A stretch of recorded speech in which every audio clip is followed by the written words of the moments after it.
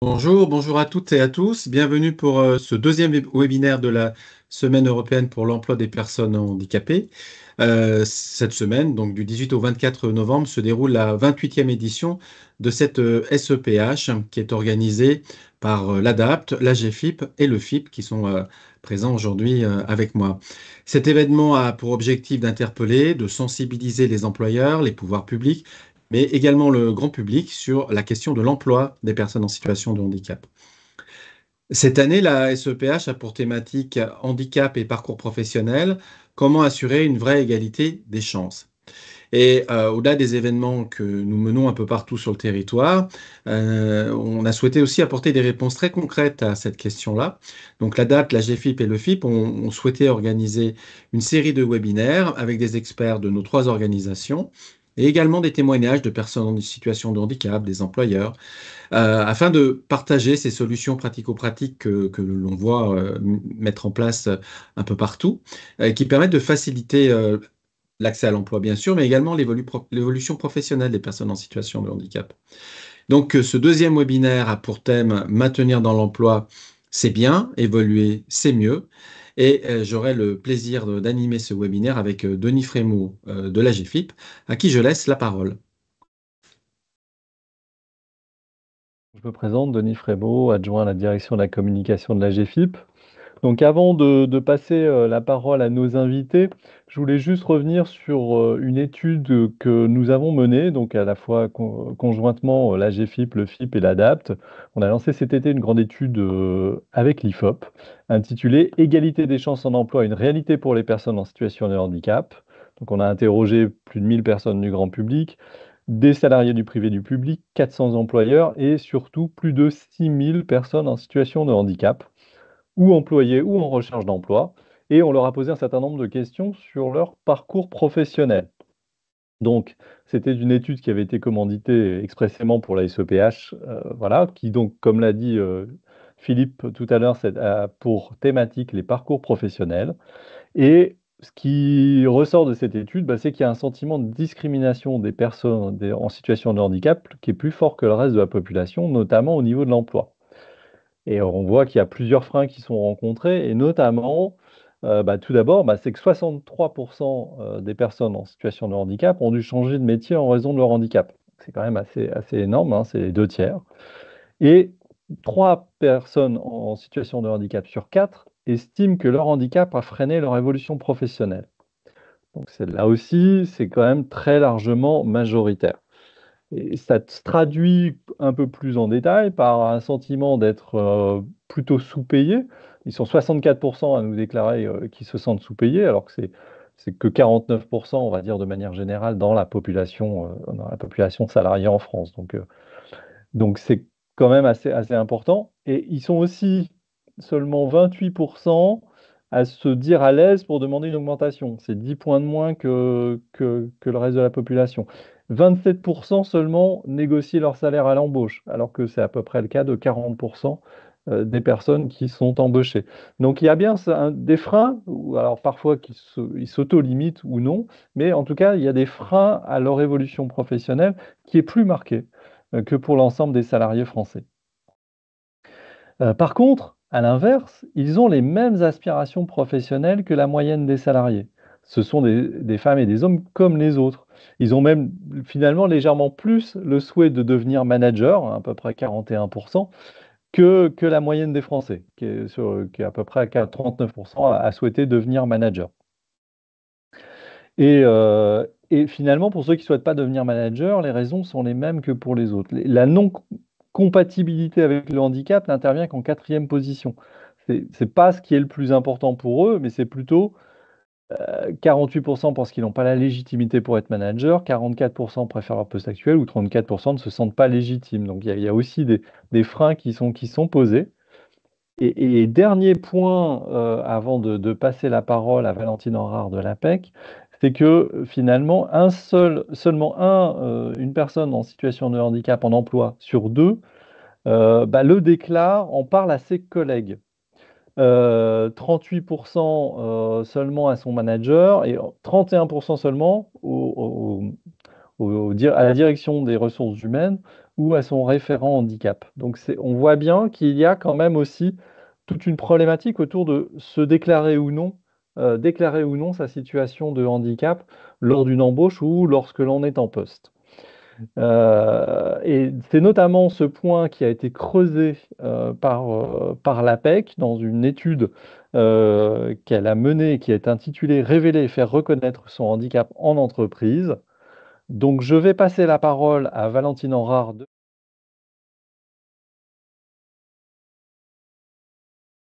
Merci Denis pour cette introduction. Parler des principaux enseignements d'une étude qu'on a conduite en partenariat avec la GFIP sur les enjeux liés à la révélation et la reconnaissance du handicap pour les cadres. Et donc ça résonne bien avec des chiffres qui nous ont été donnés issus de l'étude de l'IFOP et la question qu'effectivement c'est bien un enjeu qui se pose là, donc pour tous les salariés, et là on va l'explorer pour les cadres en particulier. Donc sur la diapositive suivante, j'ai présenté quelques éléments de contexte et l'objectif de l'étude. Donc pourquoi on s'est acheminé vers cette question particulière de la révélation. Donc des éléments de contexte que je rappelle, mais que tout le monde connaisse assez bien, mais on a depuis un certain nombre d'années une hausse assez significative des situations de handicap en milieu professionnel. Donc il y a plusieurs causes à cette tendance: un allongement de la durée de vie active, un vieillissement de la population. Et par ailleurs, on a aussi qui peut agir sur cette tendance, une augmentation de l'incidence des maladies chroniques et des trajectoires scolaires et professionnelles des personnes en situation de handicap qui s'améliorent légèrement. Par ailleurs, on sait de la littérature, c'est très bien documenté, mais être en situation de handicap réduit les chances d'accéder à l'emploi et à l'emploi cadre notamment, d'y progresser et de s'y maintenir. Donc c'est en partie lié aux caractéristiques sociodémographiques de la population en situation de handicap. On en verra certaines juste après pour les cadres, mais c'est également lié, comme on le sait, aux discriminations dont peuvent pâtir les personnes en situation de handicap. Donc en France, on a, à partir de ça, ce sont des données qui viennent de l'enquête emploi de l'INSEE, on a en 2023 7% des cadres actifs du secteur privé qui se déclarent en situation de handicap. Donc, qui se déclarent eux-mêmes limités par un handicap ou un problème de santé. Chez un écho, oui, pardon. Et seuls 2% qui déclarent disposer d'une reconnaissance administrative de leur handicap, donc qui peut être une RQTH ou une autre reconnaissance administrative. Donc là, on a bien une part non négligeable de 4 qui ne souhaitent pas ou qui n'estiment pas, qui n'a pas estimé nécessaire de faire reconnaître leur handicap. Et donc, l'enjeu de l'étude qu'on a conduite avec la GFIP, c'était de documenter justement quels sont les moteurs et les freins à cette décision chez les cadres, de faire reconnaître administrativement ou de dévoiler leur handicap au travail au regard de leur choix de carrière. Donc, on verra sur la diapositive suivante la méthodologie. Mais donc, en fait, juste pour avancer sur les résultats, c'est un choix, on va voir, qui procède d'une certaine évaluation, un coût-bénéfice. Coût, d'un côté, les risques liés à la stigmatisation, si on révèle son handicap. Les bénéfices, on les verra évidents sur l'amélioration des conditions de travail, etc. Donc, c'était bon pour la diapositive sur la méthodologie. J'y arrive. Donc, rapidement, dans cette étude, on s'est appuyé sur 2 sources. D'abord, une exploitation de l'enquête emploi de l'INSEE.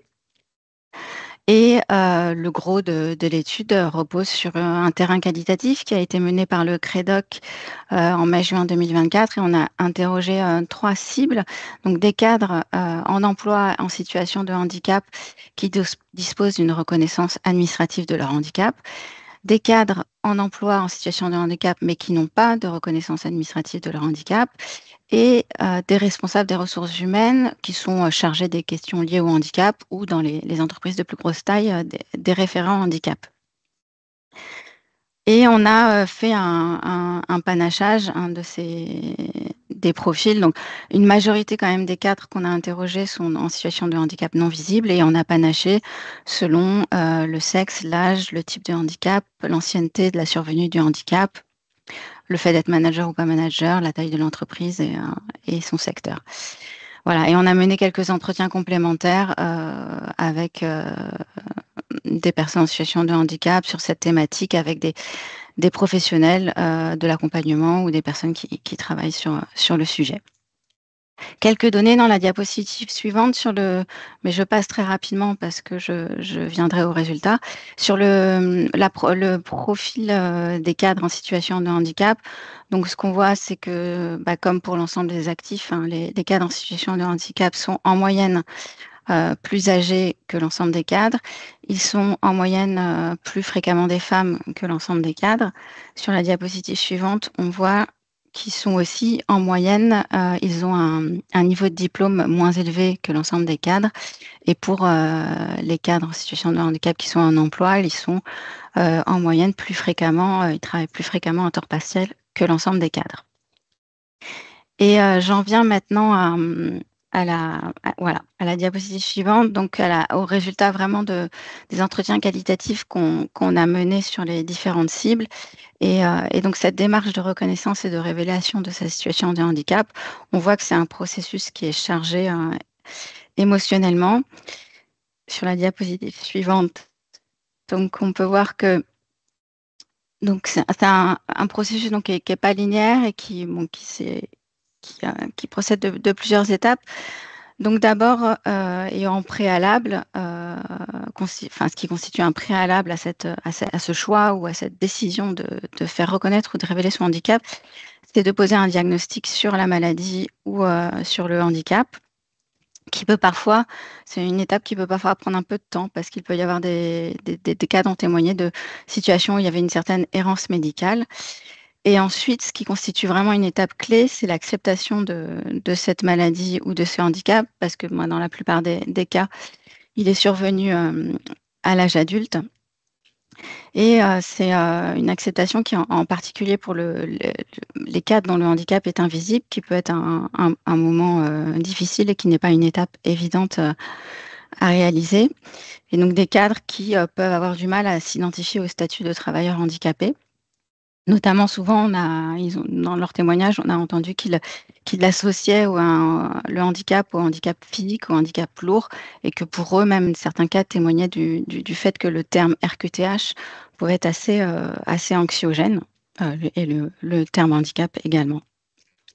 Par ailleurs, il y a certains cadres qui ne perçoivent pas l'intérêt de faire cette démarche, souvent parce qu'ils minimisent les manifestations de la maladie ou de leur handicap, ou parce qu'ils les compensent eux-mêmes et les dissimulent, ou alors dans certains cas un peu plus rares parce que leur employeur leur a permis d'avoir des aménagements sans qu'il y ait besoin de passer par une reconnaissance administrative.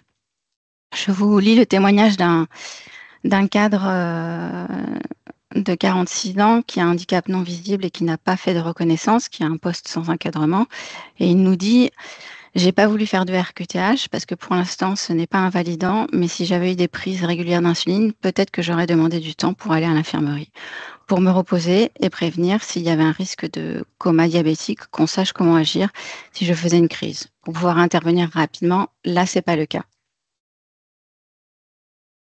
Sur la diapositive suivante, on peut voir que... non, pardon, je vais juste terminer sur celle-là. Souvent aussi, le déclencheur, c'est la dégradation de l'état de santé, notamment lorsque cette dégradation devient trop difficile à dissimuler et qu'elle nécessite des aménagements de poste. C'est souvent un élément déclencheur de la révélation ou du choix de faire reconnaître ce handicap.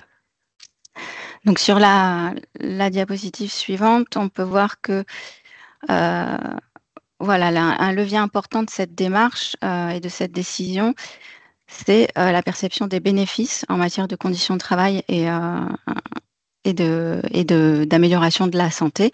Donc les bénéfices, un déclencheur important.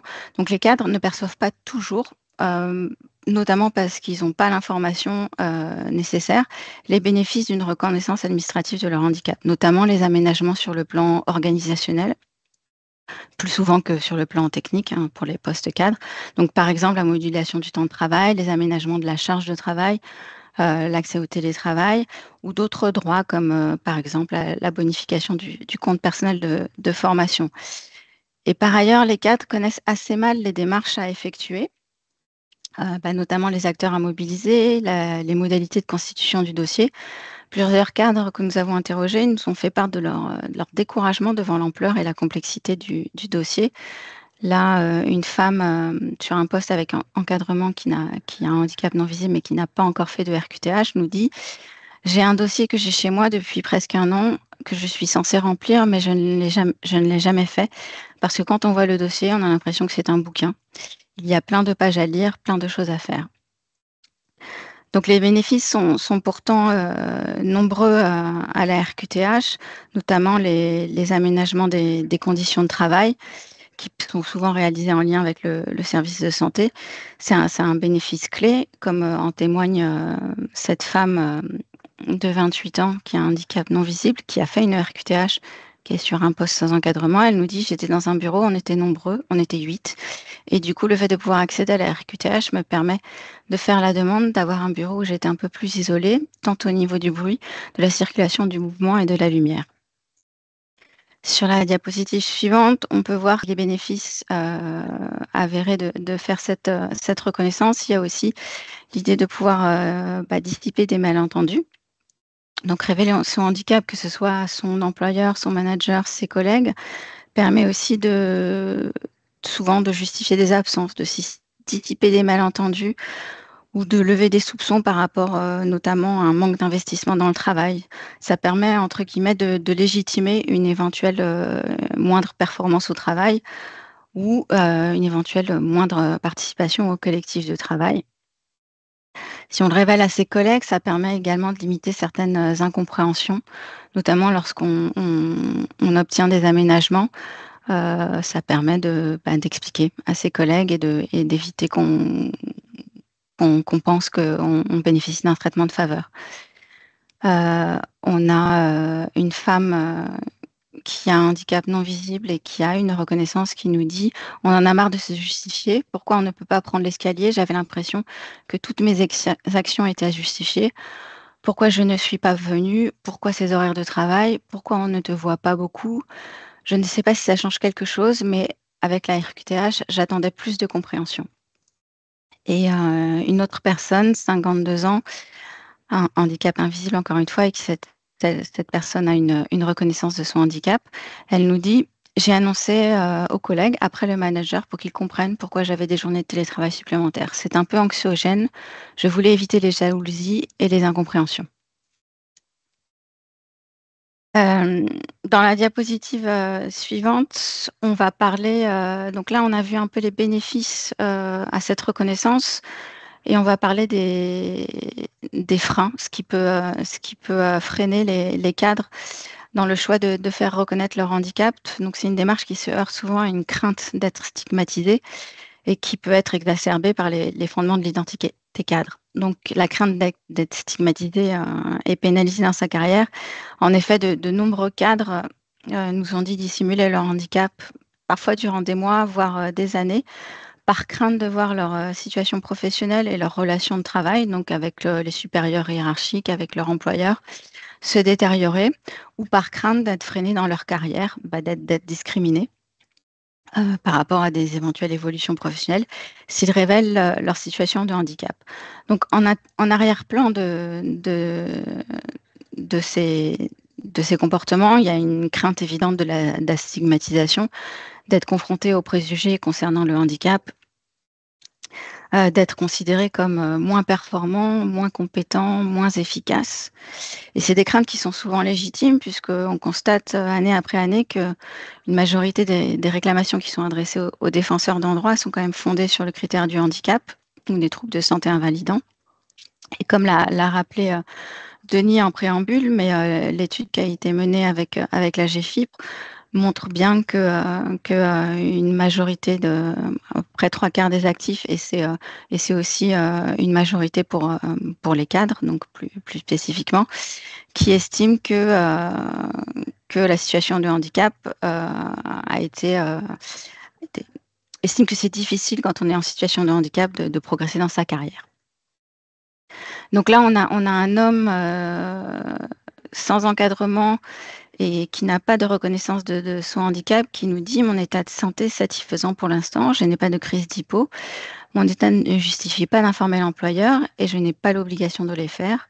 Et je n'ai pas envie non plus que mon état de santé serve à me donner des missions moins intéressantes en estimant que c'est pour mon bien. Une femme, 34 ans, avec un handicap non visible et sans reconnaissance, nous dit: une vraie salle de pause avec un canapé ou un fauteuil pour m'allonger en cas de crise. Quand je sens l'hypo en position debout, le muscle brûle. Ça ne remonte pas aussi vite qu'allongé. J'ai pas osé demander à l'employeur, j'ai peur qu'il me prenne pour une princesse. Sur la diapositive suivante,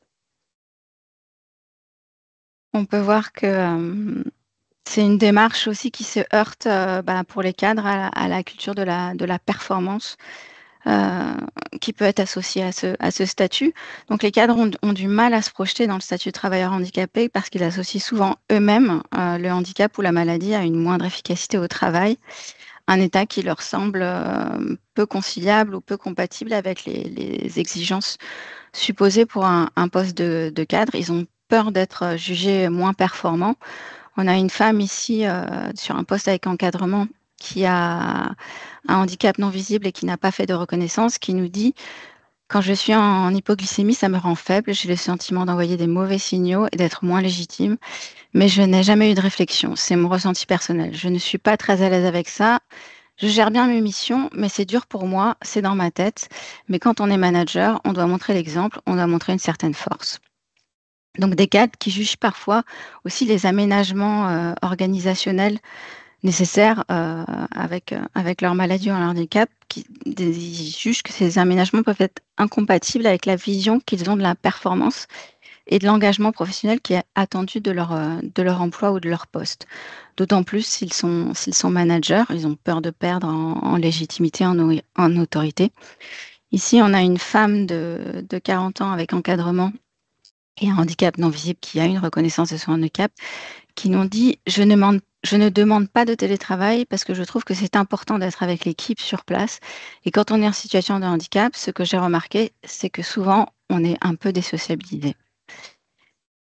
Et voilà. Et pour en arriver au dernier point que je voulais mettre en avant sur cette étude, dans la diapositive suivante, donc une reconnaissance. Cette démarche et ce choix de reconnaissance qui peut être largement facilité par des politiques RH proactives. Donc, l'importance d'informer sur les bénéfices de la RQTH et de cultiver au sein de l'entreprise un environnement de travail inclusif. Donc, plusieurs leviers qui peuvent contribuer à la décision des cadres de faire reconnaître ou de révéler leur handicap. Donc, d'une part, faire connaître les bénéfices qui sont associés à la reconnaissance du handicap et aussi accompagner les cadres dans les démarches. Donc, c'est des leviers essentiels pour en promouvoir le recours. Donc, notamment, ce sont les acteurs de la sphère médicale ou sociale ou les référents handicap ou les personnes RH en charge de ces questions dans les entreprises de plus petite taille qui sont être des acteurs clés de cette information et de cet accompagnement. Donc, c'est des personnes qui sont coutumières des démarches, qui sont expertes et qui peuvent accompagner les cadres dans ces démarches. Et les cadres ont aussi témoigné de l'importance pour eux d'être rassurés sur la confidentialité de cette démarche. Et une politique aussi au sein de l'entreprise qui est importante, c'est une politique active de sensibilisation. Donc, que les entreprises cultivent cette politique. Il y a un environnement de travail inclusif qui peut également jouer un rôle déterminant dans le choix ou l'arbitrage entre révélation, dissimulation pour les cadres. Donc, politique de sensibilisation de tous les acteurs, donc les ressources humaines, les managers, les salariés, et des opérations de communication régulières.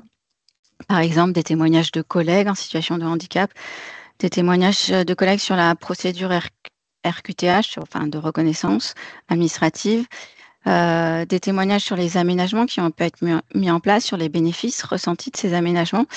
Et c'est des témoignages d'autant plus impactants qui sont effectués par des personnes haut placées dans la hiérarchie. Donc ici, un référent handicap dans une grande entreprise qui nous dit: ce qui a fait aussi, je pense, augmenter la confiance des salariés sur notre politique handicap, c'est de voir d'autres salariés se déclarer, parler de leur handicap. On ne stigmatise pas, on n'est pas sur une population que d'ouvriers et d'agents de maîtrise.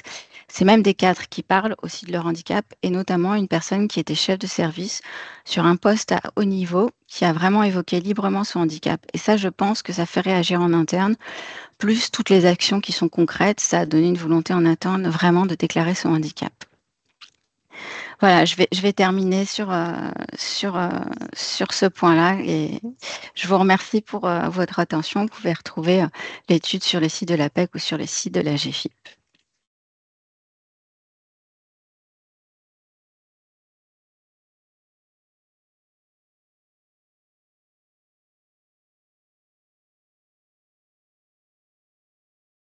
Désolé, merci beaucoup Valentine.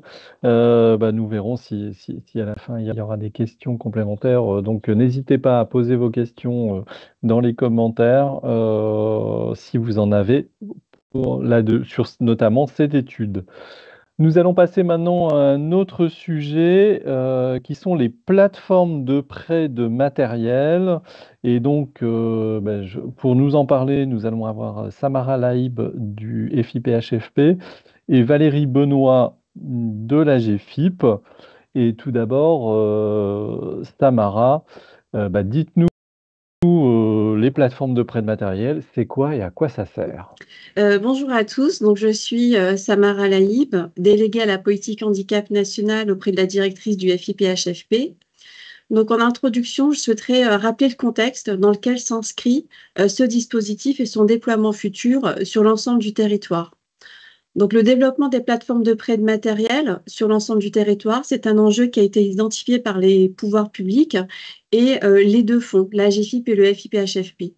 C'est notamment l'une des 17 mesures qui est issue à la suite de la Conférence nationale du handicap de 2023 et qui demande à la GFIP et au FIPHFP de déployer une plateforme de prêt de matériel dans chaque région pour les personnes qui entrent en formation, qui sont recrutées sur un contrat court.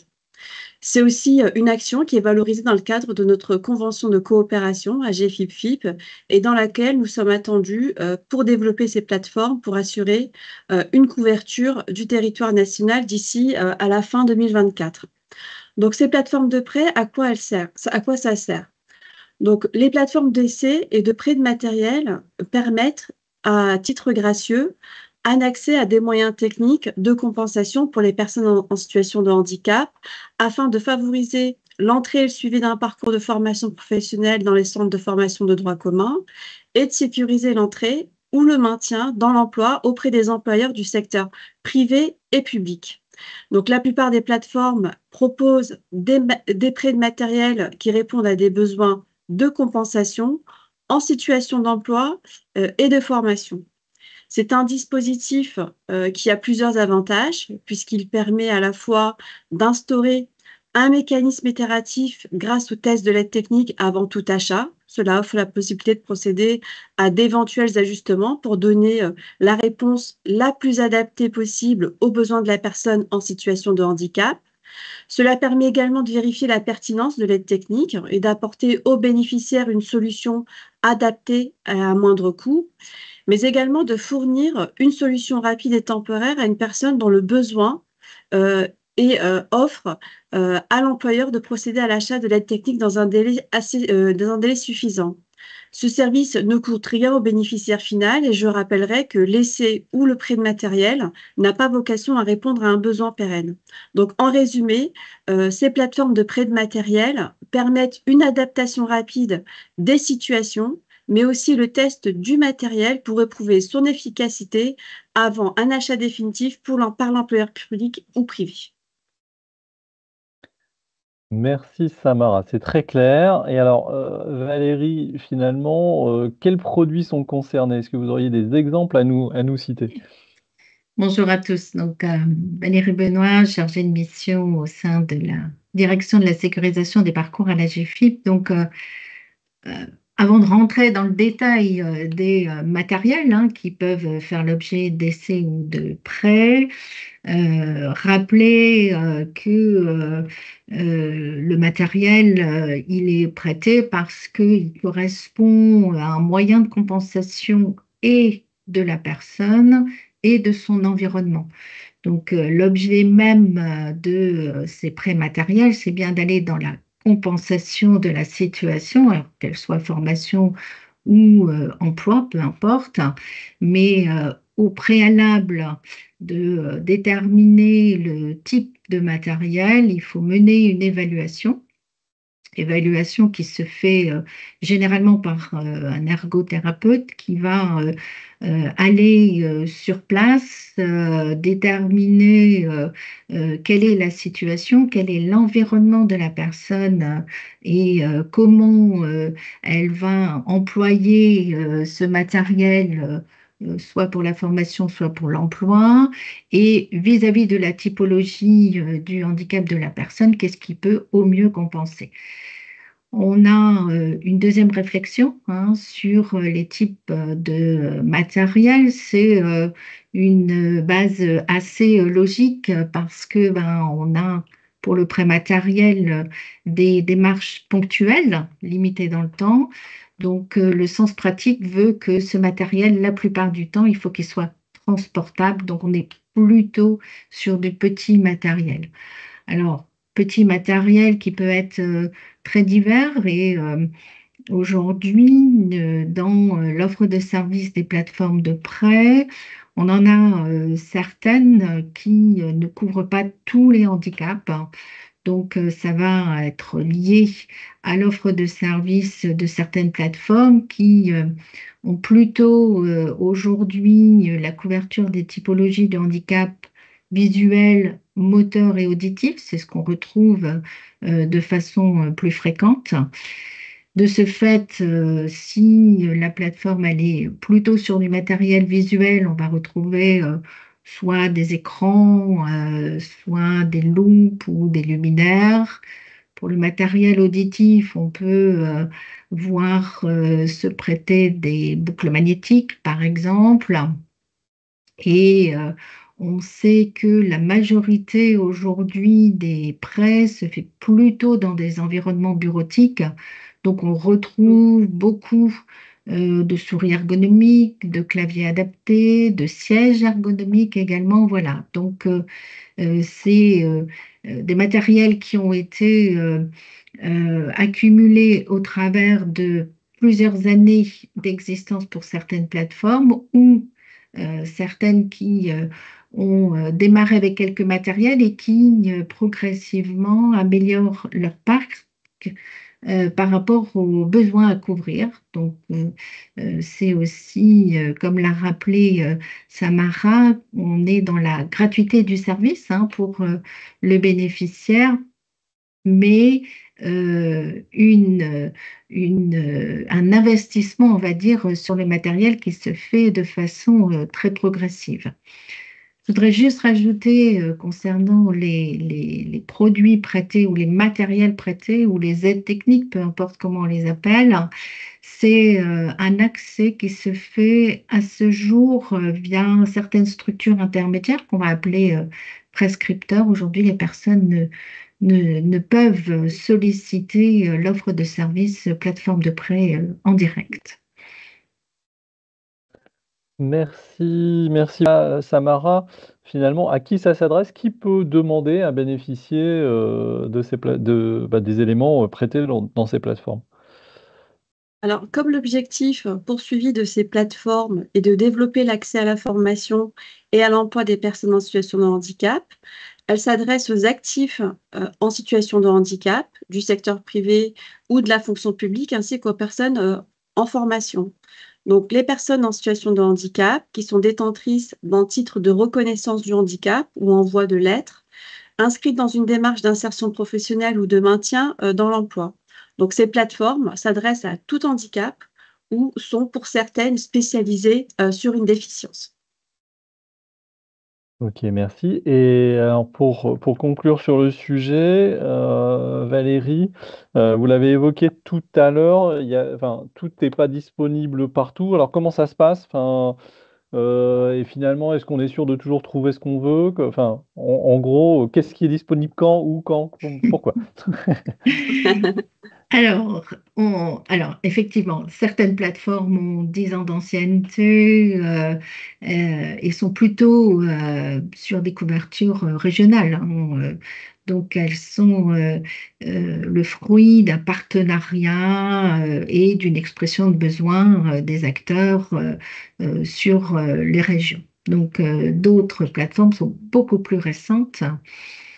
Et on en a 2 qui vont ouvrir d'ici fin d'année, 2 nouvelles. Donc on s'emploie à ce que, au niveau de la GFIP et du FIP, on puisse progressivement couvrir tout le territoire national, ce qui n'est pas le cas aujourd'hui, avec une petite mention spéciale pour les territoires ultramarins qui, pour le coup, sont tous couverts. Et au-delà de la couverture nationale, c'est aussi des travaux qu'on mène pour harmoniser l'offre de services, hein. Comme on l'a précisé là tout à l'heure, aujourd'hui, toutes les typologies de handicap ne sont pas couvertes, ce qui est pourtant un objectif, hein, dans les travaux qu'on mène au niveau de la GFIP et du FIP.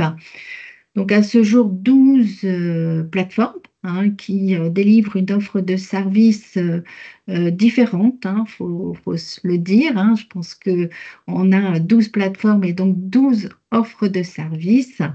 Pour autant, voilà, on travaille d'un côté le déploiement national et puis de l'autre côté à harmoniser ces offres de services pour qu'à terme, on puisse mettre en visibilité les matériels et les moyens de mobiliser ces plateformes. Merci Valérie, et je passe la parole maintenant à Philippe qui va nous présenter les intervenants suivants.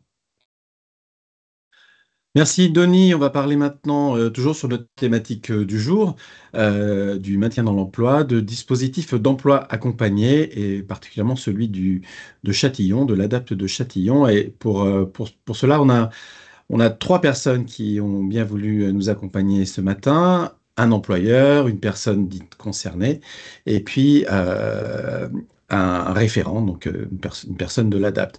Donc on a Aurélie Burani qui est chargée de mission handicap et diversité pour Harmonia, c'est l'entreprise. Jérémy Tertois qui est accompagné donc par le dispositif emploi accompagné, qui est Hospitality Manager chez Harmonia, il nous dira ce que c'est un peu compliqué. Et Mélanie Lebredoncel, j'espère que j'ai bien prononcé, qui est ergothérapeute, job coach pour l'ADAPT. Et donc, ma première question est peut-être pour Mélanie. Euh, qu'est-ce que c'est que l'emploi accompagné? Il faut nous expliquer un petit peu en quoi ça consiste et comment cela peut aider les employeurs. Oui, donc bonjour, merci Philippe. Donc moi je suis Mélanie Lebredoncel et je suis ergothérapeute donc, au dispositif emploi accompagné de Châtillon. Pour vous faire un peu l'histoire, les dispositifs emploi accompagné, ont été créés suite à la loi de 2016, sur l'accessibilité et le maintien en emploi. Et le principe, c'est d'avoir des structures qui vont être là pour accompagner et les personnes en situation de handicap et les entreprises dans l'accès à l'emploi et le maintien en emploi. Donc on est financé par l'ARS, la GFIP et le FIP jusqu'à aujourd'hui, enfin pour le moment. Donc le principe, c'est que dans nos équipes, chaque référente accompagne une vingtaine de personnes. Donc c'est des suivis vraiment individualisés et réalisé, enfin, mis en place avec la personne. C'est vraiment un accompagnement. Donc on s'est réfléchi avec la personne et son référent, pour que ça puisse être le plus personnalisé possible en fonction des besoins de la personne, dans l'accompagnement. Donc ça peut être vraiment tout ce qui est aide à créer son projet professionnel ou aider dans la préparation à l'entretien d'embauche. Et après, faire le lien avec les entreprises, comment aller chercher les entreprises, comment on se présente, ce genre de choses. Et après, voilà, nous, on va fonctionner vraiment en tripartie. Une fois que la personne a trouvé l'entreprise qui lui convient et que voilà, réciproquement que l'entreprise est contente de la personne, on va travailler à 3 avec donc le référent, la personne et l'entreprise pour que tout se passe au mieux dans l'intégration, le maintien et l'évolution en emploi de la personne. Donc pour ça, nous, on a une équipe, on a la chance à Châtillon d'avoir une équipe pluridisciplinaire où on va avoir des conseillères emploi qui vont chacune avoir 20 personnes accompagnées. Donc, c'est vraiment un petit nombre pour que ça puisse être très personnalisé. Et ensuite, on va avoir des professionnels transverses, donc une coordinatrice qui est aussi psychologue du travail, une psychologue et moi qui suis ergothérapeute avec une de mes collègues, où on va essayer de faire en sorte d'accompagner au mieux la personne et l'entreprise dans toutes ses démarches, dans ses besoins, dans ses réflexions. Et c'est un accompagnement qui se fait vraiment main dans la main. C'est-à-dire qu'on va rien faire pour la personne sans la personne, ni rien faire pour l'entreprise sans l'entreprise. Donc on fonctionne vraiment tous ensemble en synergie.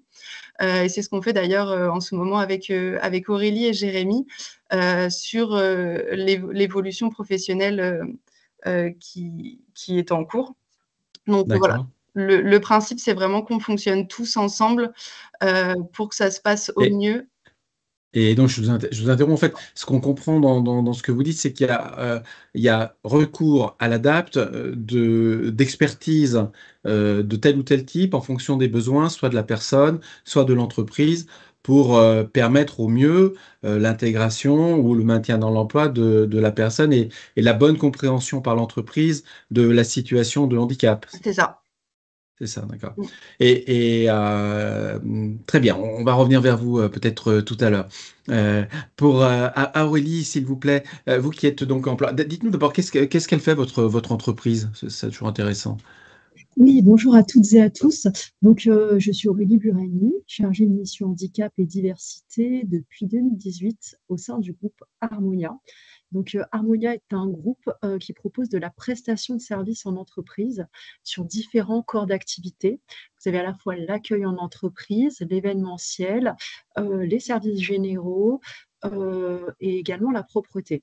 Donc, je travaille D'accord. moi pour le pôle Workplace, donc qui propose des activités de multiservices, multitechniques et facility management auprès de nos clients. Donc, ça va être des postes d'agent de courrier, d'hospitality manager, d'agent de maintenance, de room service, au service de nos clients en entreprise. Et nous avons essentiellement des personnes en CDI ou en CDD. D'accord, très bien, très bien, très bien. Et alors, en tant qu'employeur, qu'est-ce que vous pensez de ce dispositif de DEA? Comment est-ce que ça fonctionne pour vous? Alors, lorsque j'ai été nommée sur ce poste-là, j'ai travaillé avec différents dispositifs. C'était pas toujours évident. Déjà, on n'est pas non plus des experts au niveau du handicap. Et je suis passée effectivement par certaines sociétés ou associations. C'était assez compliqué parce qu'une fois sorties du milieu protégé, lorsque les personnes intégraient chez nous et chez nos clients le milieu ordinaire, ils étaient des fois parfois un peu désemparés. Et le fait d'avoir rencontré l'ADAPT en 2019 sur un salon, j'ai appris à les connaître. Ils m'ont parlé du dispositif emploi accompagné.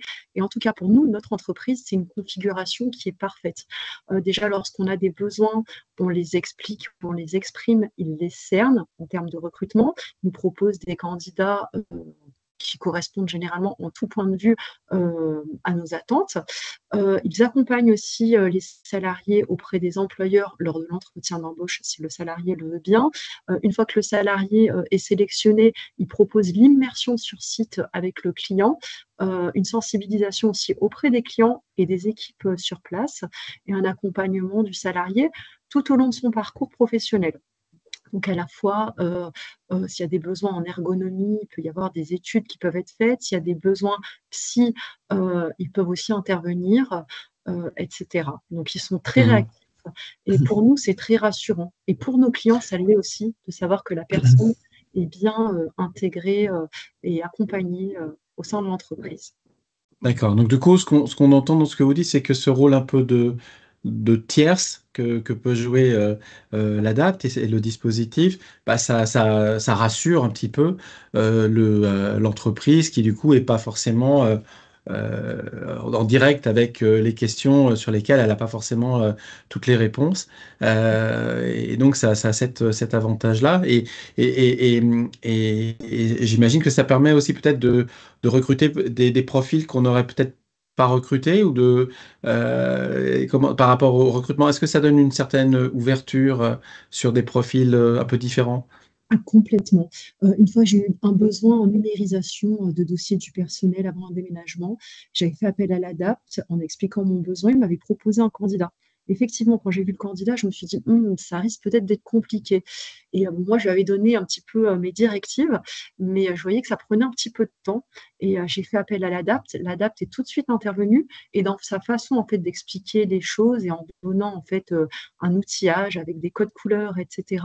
La personne, elle a été extrêmement performante et elle a pu être maintenue dans l'emploi et elle est même allée au-delà de ce qu'on demandait.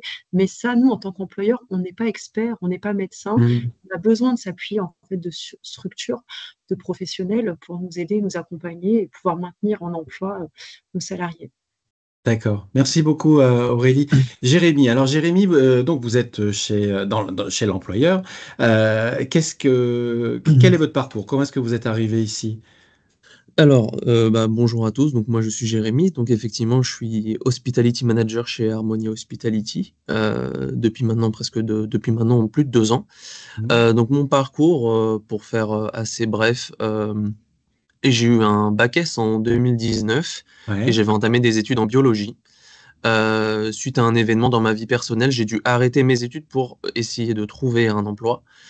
Ce que je n'ai pas du tout réussi à faire de 2019 jusqu'à 2022.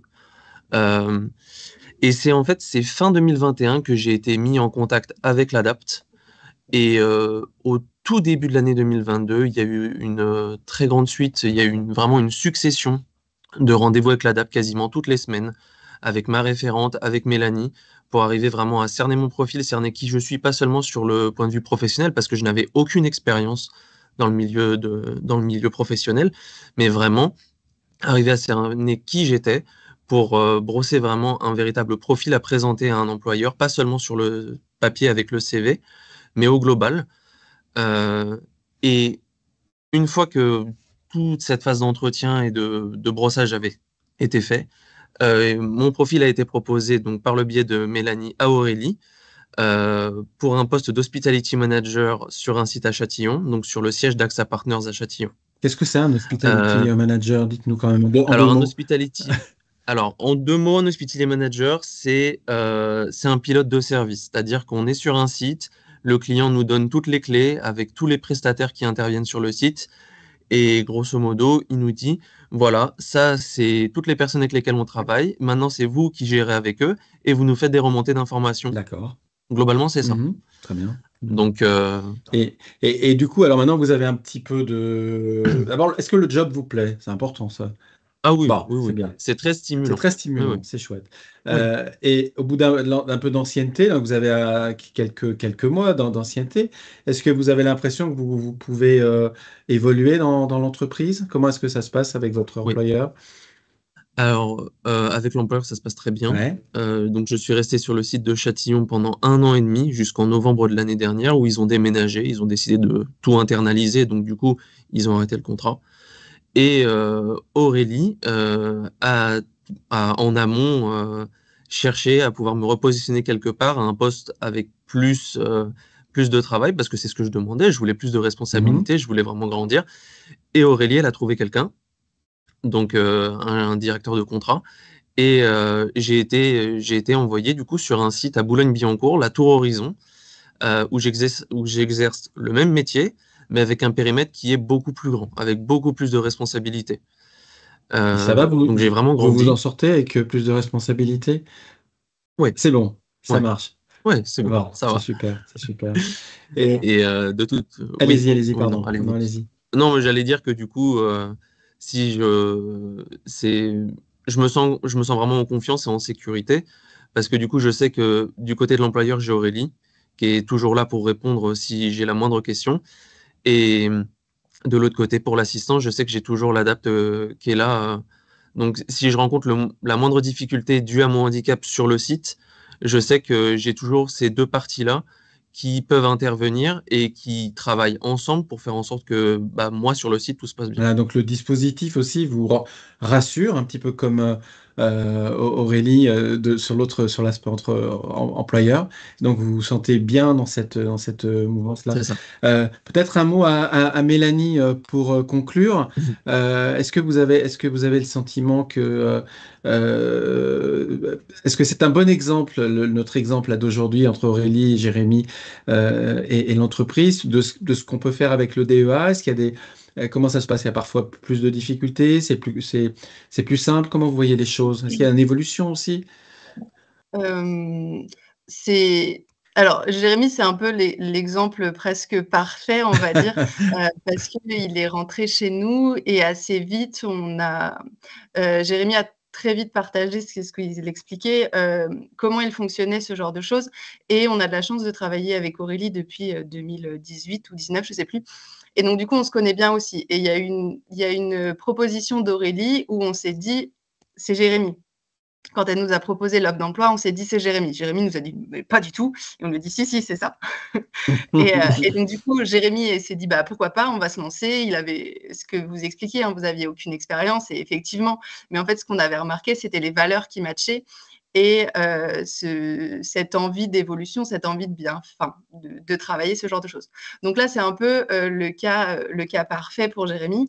Après, on a des personnes pour qui ça prend plus de temps parce qu'ils sont encore perdus dans ce qu'ils veulent faire, ou parce que nous, on a encore beaucoup d'employeurs qui connaissent pas nos services, et donc du coup, voilà, nous, on a la chance avec Aurélie, elle sait directement dès qu'elle a une offre d'emploi, elle nous l'envoie, et puis on en rediscute, et on voit si dans les personnes qu'on accompagne, il y a des personnes pour qui ça pourrait être intéressant.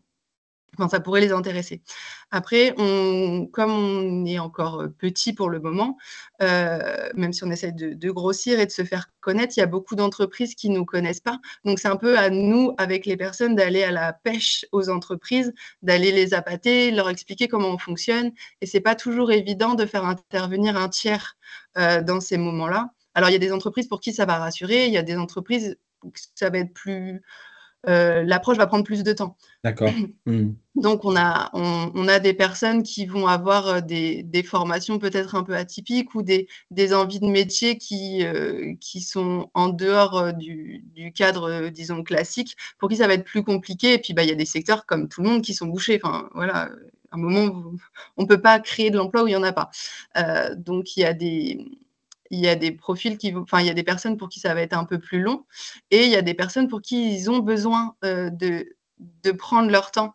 C'est-à-dire que nous, on accompagne donc des personnes qui sont d'abord passées par le Pôle emploi, le Cap emploi, mais qui ont besoin de plus d'accompagnement que ce que le Pôle emploi et le Cap emploi peuvent offrir. Donc, ils ont beaucoup de suivi. Cap emploi, il me semble que ça doit être une centaine ou 200, je ne sais plus, j'ai plus les chiffres. Mais voilà, nous, c'est 20 personnes. Donc, on a plus de temps. Mais il y a une qualité dans la prestation que vous pouvez offrir, que peuvent peut-être pas offrir d'autres acteurs, où il y a plus de monde à niveau suivre. temporel, c'est sûr que nous, on a cette chance d'avoir vraiment plus de temps. En plus, on est un dispositif qui n'a pas de limite dans le temps. Oui, c'est vrai. Donc, c'est-à-dire que là, par exemple, Jérémy, il est arrivé chez nous en 2021, mais si ça se trouve, en 2050, s'il travaille encore, il peut encore être chez nous. S'il le souhaite. Alors après, c'est pas non plus la vocation. Nous, on est là pour aider dans l'autonomisation, dans l'autodétermination, pour qu'il puisse se débrouiller tout seul derrière. Mais en soi, il peut revenir dans le dispositif quand il veut. Très bien, très bien. Menant les délais de liste d'attente, ce genre de choses. Merci beaucoup. Je vous interromps parce qu'on va sinon on va se faire disputer, mais merci beaucoup pour toutes ces informations. Je suis donné la... Moi, je parle beaucoup. Mais c'est très intéressant. Et je laisse la parole à Denis pour merci beaucoup à Mélanie, Aurélie et Jérémy pour leur témoignage très intéressant. Et Denis, est-ce qu'il y a des questions du public? Il y en a beaucoup, donc on va en prendre quelques-unes, et notamment donc je garde Mélanie en ligne, notamment sur l'emploi accompagné. Est-ce que c'est uniquement en milieu ordinaire? Nous avons une question. Nous, on a vocation en fait, nous, on accompagne des personnes qui sont orientées milieu ordinaire. Milieu protégé, vous allez retrouver les ESAT hors les murs. Mais nous, on est vraiment vocation à aider les personnes à aller vers le milieu ordinaire. Après, si on voit qu'après plusieurs essais, ça ne fonctionne pas, évidemment, on va les aider à se réorienter vers le milieu protégé. Mais on n'a pas vocation à orienter directement vers le milieu protégé. Ça me permet de placer que demain, nous aurons une intervention sur un ESAT hors les murs. Donc, ça sera l'occasion aussi, si vous revenez demain, de découvrir ce dispositif. Une question sur est-ce que j'ai droit à des aides alors que je suis en chômage partiel avec le handicap? Et là, je peux répondre directement oui, bien entendu. Vous pouvez vous diriger donc vers votre référent ou chez France Travail ou chez Cap Emploi, selon. Voilà, mais bien entendu, vous avez droit à des aides. Question, je les passe rapidement parce qu'il y en a beaucoup, je vais en passer quelques-unes et puis, malheureusement, pour les autres, on répondra directement sur les réseaux. Tout à l'heure, Samara et Valérie, vous aviez évoqué que les plateformes de prêt ne pouvaient être souscrites que via des prescripteurs. Est-ce que vous pourriez, alors l'une ou l'autre, je ne sais pas, nous dire qui sont ces prescripteurs? Alors, oui, comme je l'ai expliqué, on a 12 plateformes, 12 offres de services. Donc, voilà, on a 12 modalités différentes. Grosso modo, ce sont soit France Travail, Cap Emploi, bien entendu, qui sont majoritairement les employeurs qui peuvent aussi être considérés comme prescripteurs, ou ce qui est chez nous la ressource handicap formation, donc qui coordonne pour l'accès à la formation des personnes en situation de handicap. Voilà. Donc, malheureusement, aujourd'hui, c'est un peu variable. Je rajouterai aussi les missions locales. Tout à fait. Donc, tout ce qui est réseau pour l'emploi, effectivement. Oui. Merci. Alors, une dernière question avant que Philippe ne conclue. Cette fois-ci pour Valentine. Juste peut-être un petit commentaire, mais pourquoi un cadre en situation de handicap craint plus que les autres de déclarer son handicap? Alors, nous, on a interrogé que des cadres, mais ce qui est ressorti des interviews qu'on a menées, c'était cet attachement à la sorte de valeur travail chez les cadres et cette idée que même chez les cadres, enfin la crainte chez les cadres que les employeurs les perçoivent comme pas suffisamment performants pour ces postes, et notamment des postes d'encadrement, mais aussi chez les cadres eux-mêmes en situation de handicap, cette crainte que le handicap ou la maladie ne leur permettent pas d'être suffisamment efficaces dans leurs tâches par rapport à leur fonction, à leur emploi. L'idée que pour eux, le handicap ou la maladie ne serait pas conciliable avec les attendus de leur poste. Donc, c'est ressorti dans plusieurs témoignages. Eh bien, merci Valentine. Donc, pour les autres questions qui ont été posées, on vous les répondra directement sur les réseaux. Malheureusement, on n'a plus le temps de les prendre parce qu'on a déjà un peu dépassé le temps. Et je passe juste la parole à Philippe pour le mot de la fin et puis justement pour annoncer les prochains webinaires à venir. Merci Denis, effectivement, on se dépêche. Merci beaucoup à vous tous qui avez participé à ce webinaire et merci vraiment pour la participation de nos intervenants avec tous ces témoignages et toutes ces précisions très utiles pour améliorer l'emploi des personnes en situation de handicap. On a donc encore 2 rendez-vous demain et après-demain, donc 2 webinaires entre 12h et 13h. Demain, je vous donne le titre, Handicap, comment accompagner les personnes les plus éloignées de l'emploi. Et vendredi, c'est inaptitude, reconversion, accompagnement, les enjeux de fin de carrière. Voilà, à tous, à toutes, une très bonne journée. À très bientôt, à demain.